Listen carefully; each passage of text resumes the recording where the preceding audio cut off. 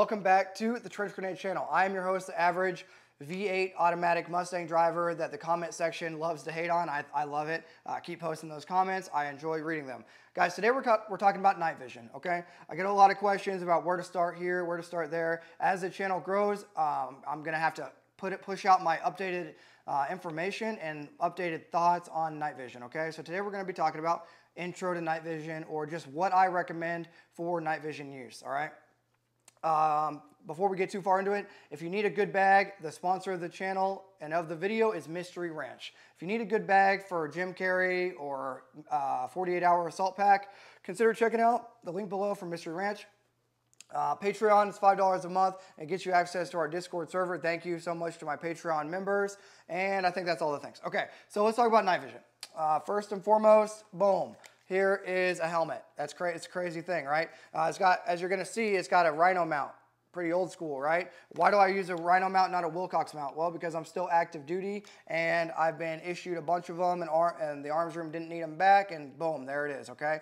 Did I steal it? No, it was given to me, okay? So there they are. A Rhino mount, and I use a J-arm. Is it the most stable mounting method? It is not. A Wilcox mount, if you can afford it, definitely get a Wilcox mount, but I am a poor, so now you get to see my poor helmet setup. As you can see my Howard lights on here, right, for Ear Pro. Okay, so that is what so on the actual helmet, you're going to need a base plate as well. So I guess I'll just I'll show you guys the base plate. So obviously you need a base plate. I like the new Airborne ones. They're jumpable. You don't have to tape them up, okay? So there's a base plate.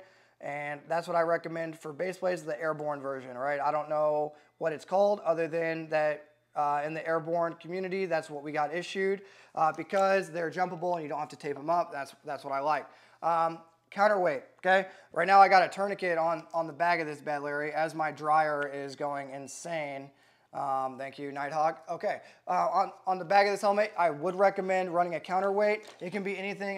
It can be a battery pack. It can be whatever you want. Right now, I just got a tourniquet back there because this is kind of used for, obviously, for home defense if I have time to don my night vision. So there is that, okay? All right, the actual tubes. What do I recommend?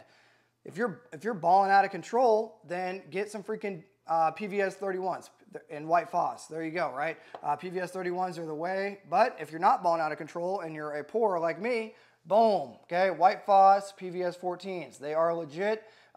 They are simple. Why did I get white phos and not green phos? Well, because in the Army, we use green, and I don't like to think about all the times that I've fallen in holes and hated my life in the rain or in the snow or whatever. So I bought white phos for the feelsies, right? And they look cool, right?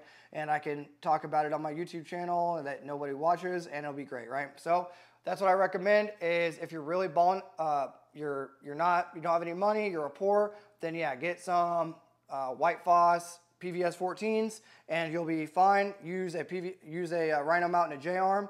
If you can afford to upgrade it to a Wilcox mount, do it. Right. Okay, there you go. There's my actual tubes. Now, aiming.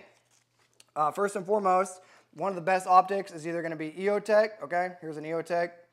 Oh my goodness. This is a Gen 2. You want the Gen 3, the EXPS3 if you can afford it. Okay, here's an EOTech, right? So you want, if you're going to be doing passive aiming, you're going to want a EXPS3 or an aim point.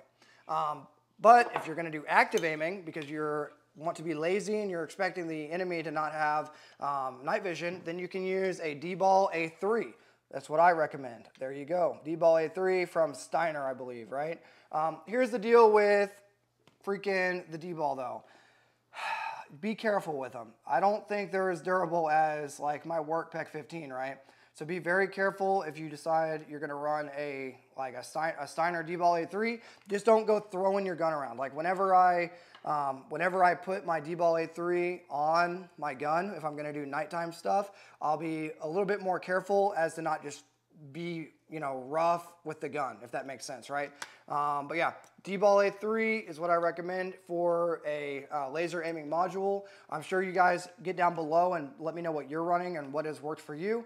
But I discovered Steiner. Obviously, I'm used to the PEC 15 being active duty still and have been for the past while. But for civilian use, this is the best I could find, the best option. Let me know if you guys know of a better option that is working for you. But yeah, that's my advice on a laser aiming module. And obviously you're gonna want a suppressor, because if you're shooting something like this Mark 18 at night, it's going to have a fireball, and everybody in the entire world will know where you are. Okay, so make sure if you're running you're running night vision, that you have a suppressor. Last but not least, thing to discuss for intro to night vision, an IR light. Okay, so my SuperPower here that you guys can see, I just rotated it over to IR mode only. So now you guys can't see it, but when I go back to white light, it's a white light again. Okay, I do recommend SuperPower when it comes to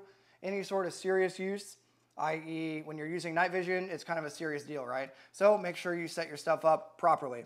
But yeah, that's it for night vision. Let me know what questions you guys have.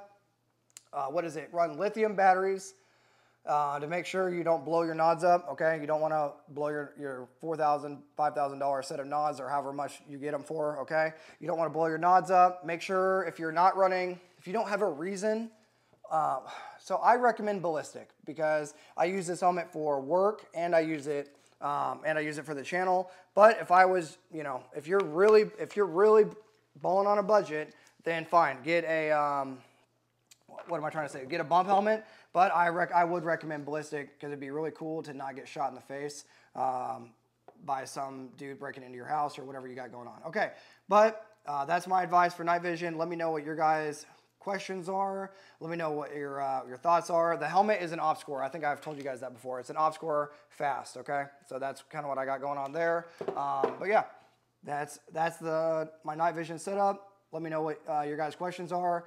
Hit the like button, subscribe, share the video with somebody that's getting into night vision and has questions. And until next time, it's gonna be Trench Grenade, your average Mustang driver that everyone in the comments hates, especially if they own a PSA and they're coping or whatever the kids say, right? That your mom said, that we have at home, signing out.